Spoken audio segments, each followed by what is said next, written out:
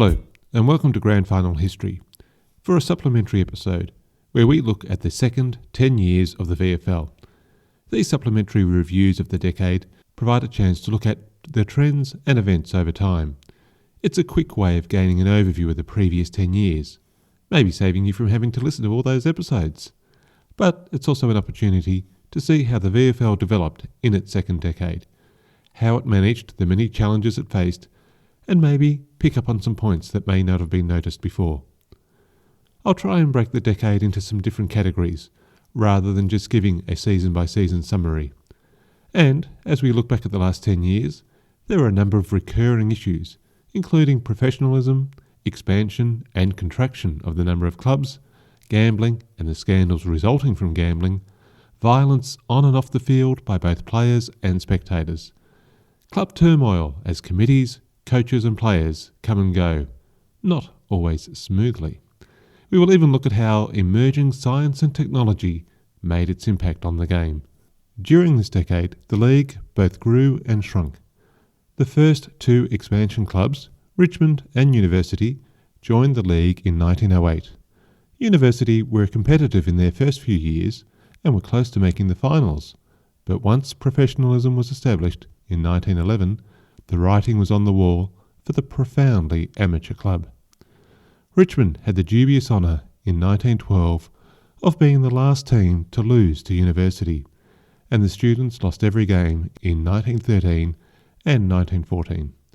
They withdrew before the 1915 season, the enlistment of a significant number of their players for the war being the final straw. Many of their remaining players went on to play with Melbourne. While there were suggestions that North Melbourne might be approached to replace University, the league played the 1915 season with 9 teams, and then, in 1916, 5 clubs stood down, stating that it was not proper to play football while there was a war on. This left a 4-team competition, Carlton, Collingwood, Fitzroy and Richmond, to play an unusual season. Each club played the other 4 times before a final series between the same 4 clubs. Fitzroy came last, winning the wooden spoon, but then played their best football during the finals to win the premiership, a unique double that will never happen again. One of the biggest challenges facing the league in the early years of the second decade was how to deal with player payments, professionalism versus the ideal of amateurism. The league was officially an amateur competition at the start of the decade. Payments to players was against the rules. In effect, there was a salary cap of $0 or £0. But many clubs breached the salary cap, Carlton being one of the most obvious candidates. In what might be considered irony or cynicism, many of the club delegates that made up the administration of the league professed support for maintaining amateurism, while at the same time paying their own players unofficially, under the table as it was known. There were proposals to allow player payments in 1907, 08, 09 and 1910. A stumbling block was the requirement for a 75% majority for any changes to the rules. University and Melbourne were staunch advocates of amateurism. At one meeting on the issue, the University delegate said married men with children to support should stay at home and do the gardening, leaving the game to younger men. They even suggested that many of the spectators would be better off spending time at home. The professors had a different view to most clubs. In 1911, there were rumours that some VFL clubs were talking to some VFA clubs to set up a new breakaway competition that would allow clubs to pay players openly. That scenario was averted when, early in the season, Fitzroy and St Kilda joined the majority, leaving Melbourne and University on their own, and the 75% majority required for the change was finally adopted. Most journalists reporting on the issue considered the decision a good thing in that it eliminated the hypocrisy of the league rules being openly flouted by the club delegates that were supposed to enforce them. But there were also warnings of players selling themselves to the highest bidder and clubs not managing their finances despite large gate takings. Measures were taken to reduce the ability of players to move clubs chasing higher payments. There would be no appeal if a transfer was refused by a club. This meant that a player had to stand down from football for multiple years, or stay with their original club if the transfer was refused. Another plan was the introduction of a district scheme, or zoning. This would tie residents of a suburb to a specific club. While district schemes were proposed and discussed on multiple occasions, it was not until the 1916 season that such a scheme was implemented. While looking at money, we should also focus on the other issue that the league had to deal with, one that became explosive in the 1910 season. Gambling and accusations of players being paid to play poorly were a constant during this period. In 1908, there was an investigation into accusations that a St Kilda committeeman had boasted that he had players doing his bidding, and that he had made money when St Kilda unexpectedly lost to newcomers University. Despite claim and counterclaim and investigations by St Kilda and then the league, nothing was ever proven, and it was all dismissed as a non-issue. Worse was to come though. Before the 1910 second semi-final against South Melbourne, Carlton shocked the football world by standing down 4 players due to accusations of bribery. The finals series took a back seat as accusations and investigations continued for 2 weeks. As well as the Carlton players accused of accepting money from bookies, there were reports that players from Fitzroy and Melbourne had also been approached with payments to pay poorly in their games against South Melbourne. You might notice a common theme, a common club in all 3 matches. A team from South Melbourne, perhaps. The end result of the affair was 2 players from Carlton, Alex Lang and Doug Fraser, being suspended for 5 years. The other 2 players stood down for the semi-final were cleared. It appears they really were innocent, just caught up in the difficult times. The president of South Melbourne, a larger-than-life character, entrepreneur, publican and caterer, Henry Skinner, made it clear that anyone who published accusations about him would be pursued in the courts, and no action was ever taken against South Melbourne.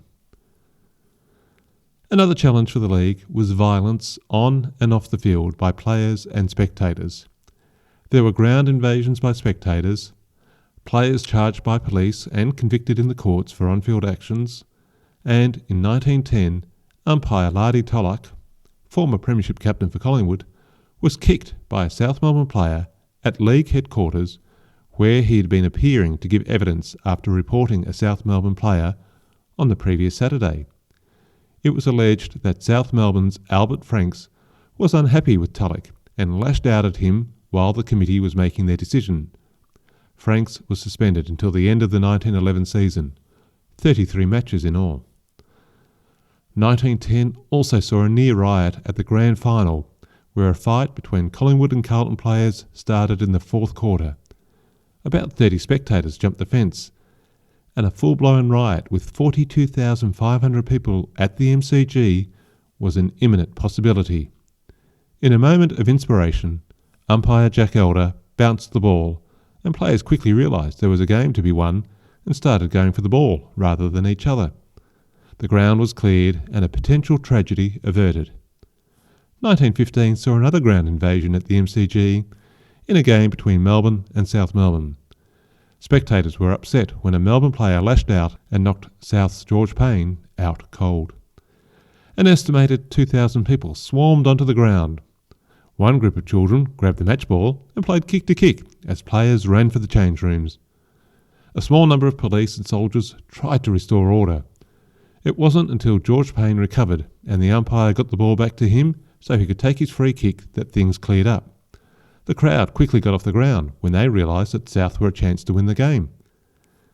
1912 also saw the introduction of a new official, a steward who could enter the ground and, while not able to act as an umpire, they could report players. The logic being that the stewards would have more time to see untoward actions while the umpire focused on the game. In 1914, Alan Belcher, captain of Essendon, was reported by a steward for striking. But the case was dismissed at the tribunal, where they decided that they did not have the authority for incidents where a player punched a spectator that had run onto the ground and hit the Essendon captain first. A constant theme through any era of football is a sense of dissatisfaction with whoever is in charge of your club. There is often some group or faction who think they could do a better job than the current administration or coach. Usually it comes to a head when the club is going through bad times, but not always. Carlton were the power club of the second decade, but they managed to add their own turmoil, which could be seen as a precedent for all clubs in the future. John Worrell had been the first coach appointed to a VFL club, and he was also Carlton's secretary and delegate to the league. Normally, any coach who had won 3 premierships in a row would think their position was safe. But by the middle of 1909, there was a cohort of players who had had enough of the stern disciplinarian.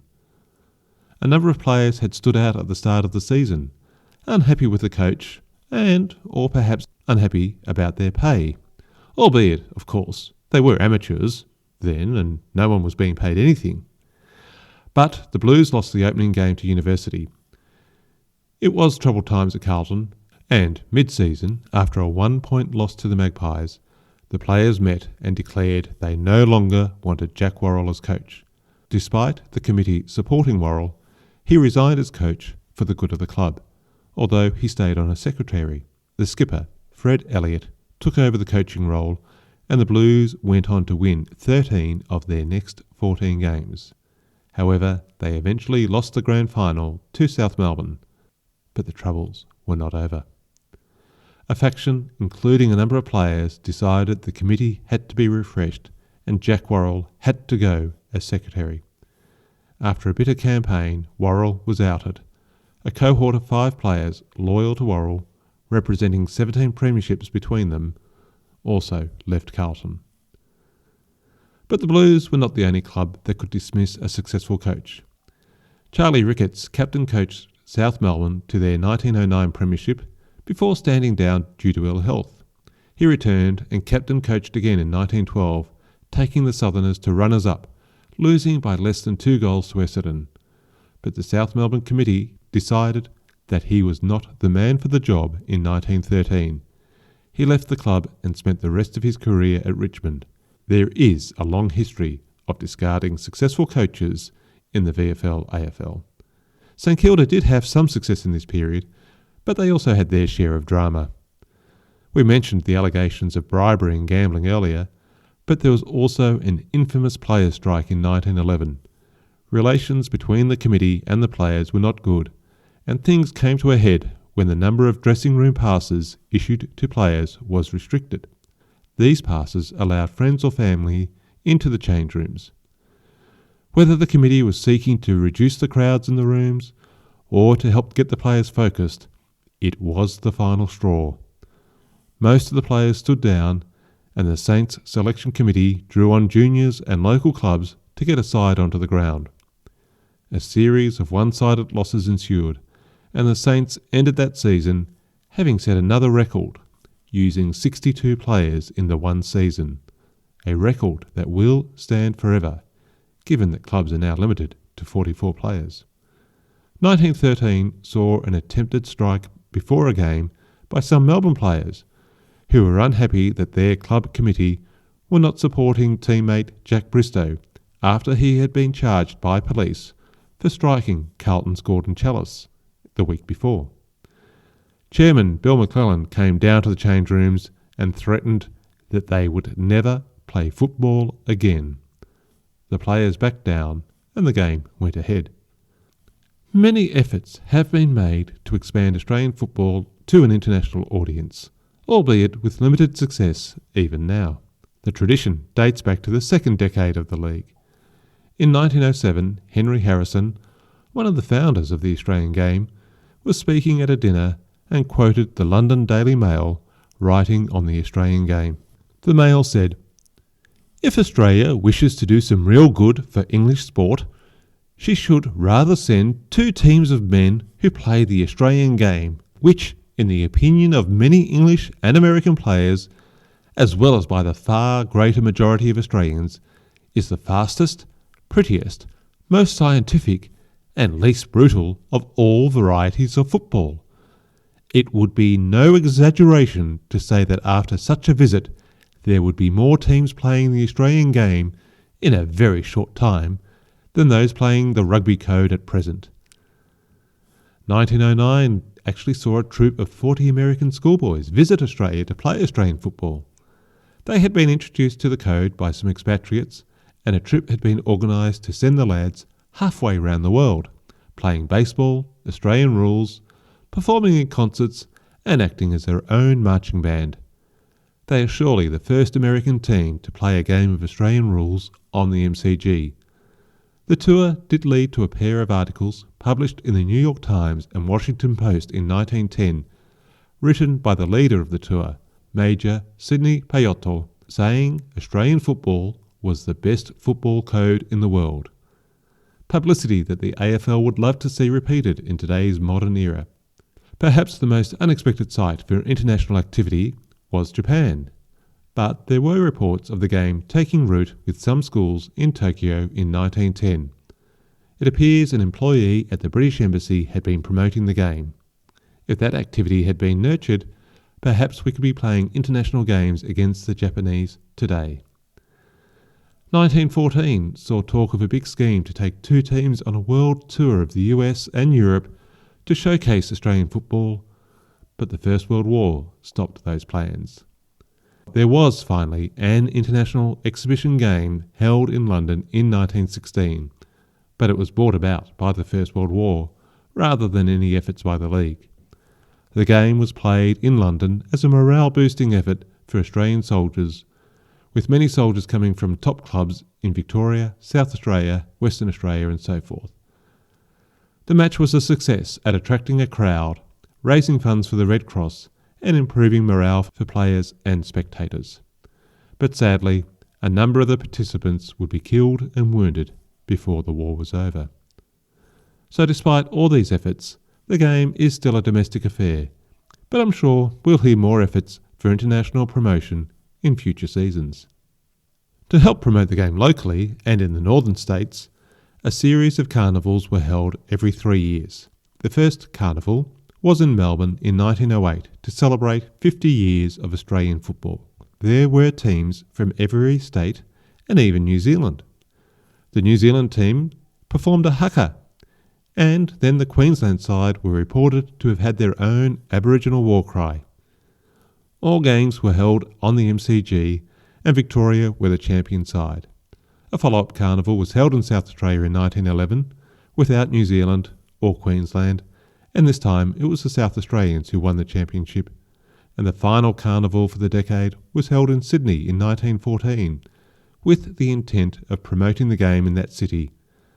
But with the carnival held in the weeks immediately before the start of the First World War, it is understandable that the public's attention was focused elsewhere. Victoria were the premier state on this occasion. Media in this era, before radio and television, was basically print. If you were not at the game, the only way you could find out what had happened was to talk to someone who had seen the match or read about it in the papers. Although there were people letting homing pigeons loose after each quarter at some of the finals, I'm pretty sure that this was organised by SP Bookies and not an early form of broadcasting. Two innovations occurred in the second decade. 1912 was the first year of the football record. It had exclusive rights to publish the players' numbers, which was also a 1912 innovation. The record provided insights and observations about the game, teams for each round, even carried details about VFA games.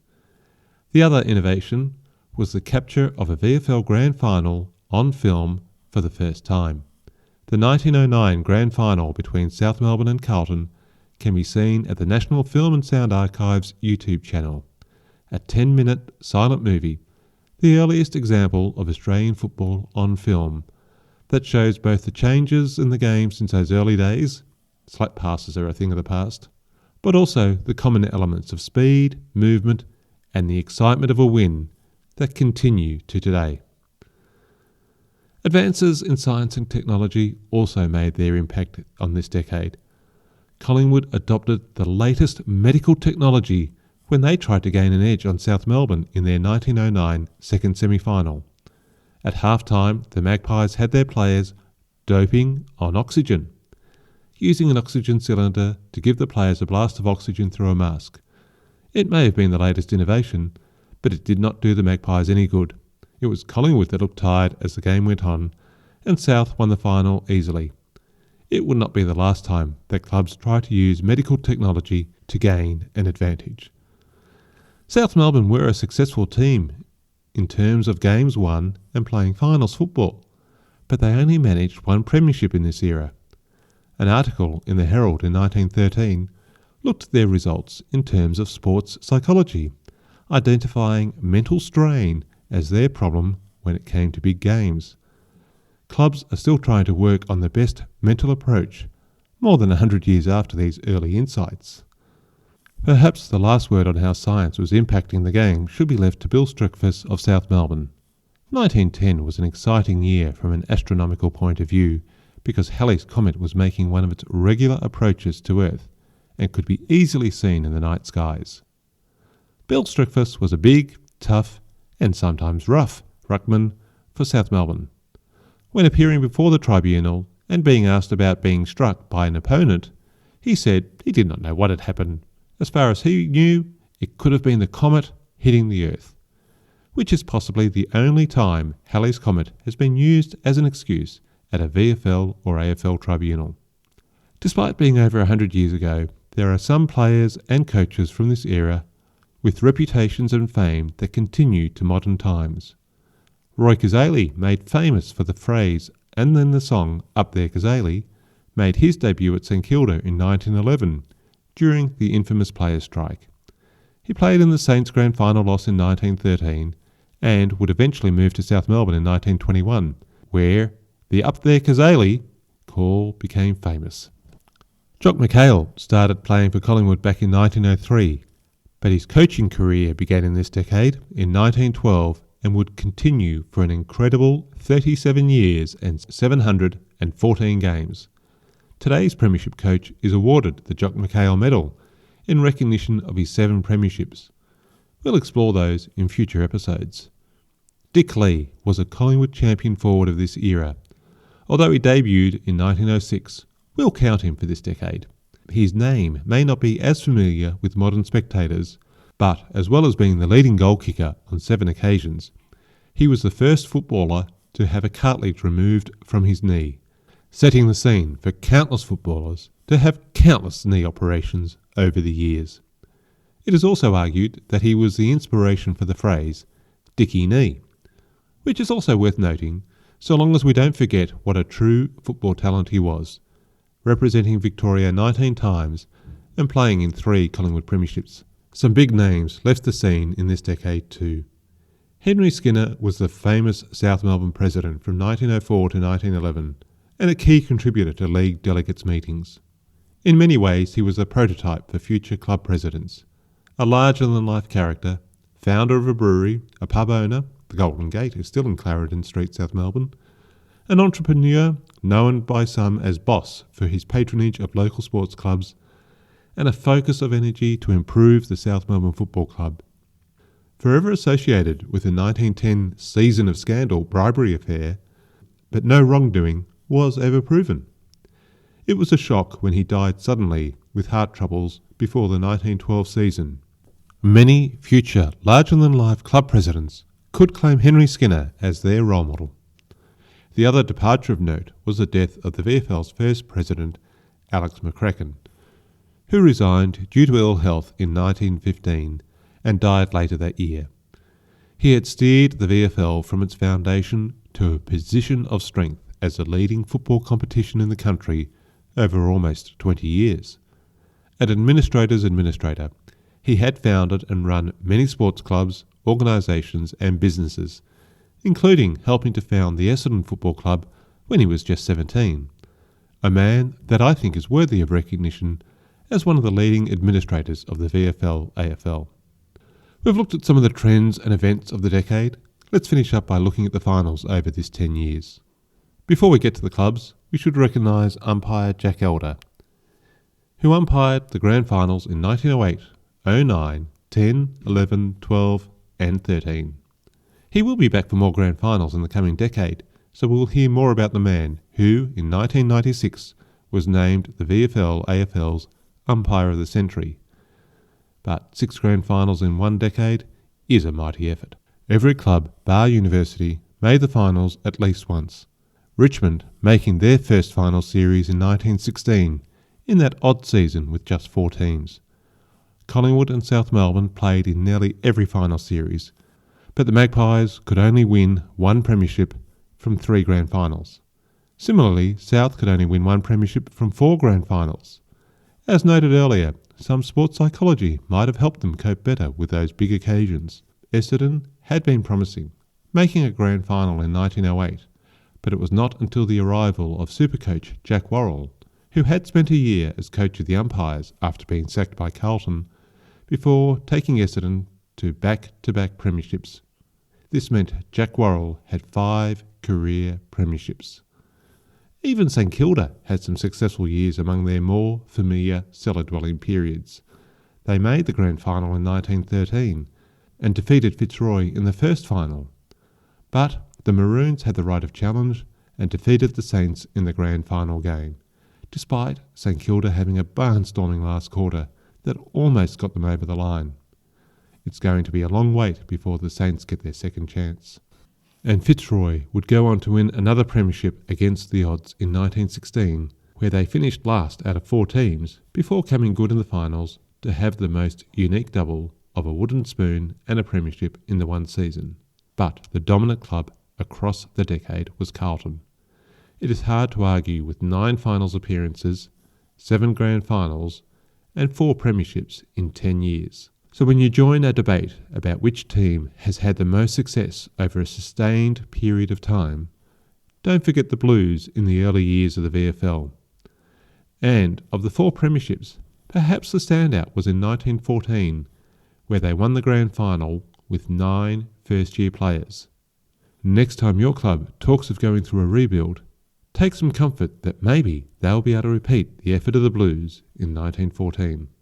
That brings this supplementary episode to a close.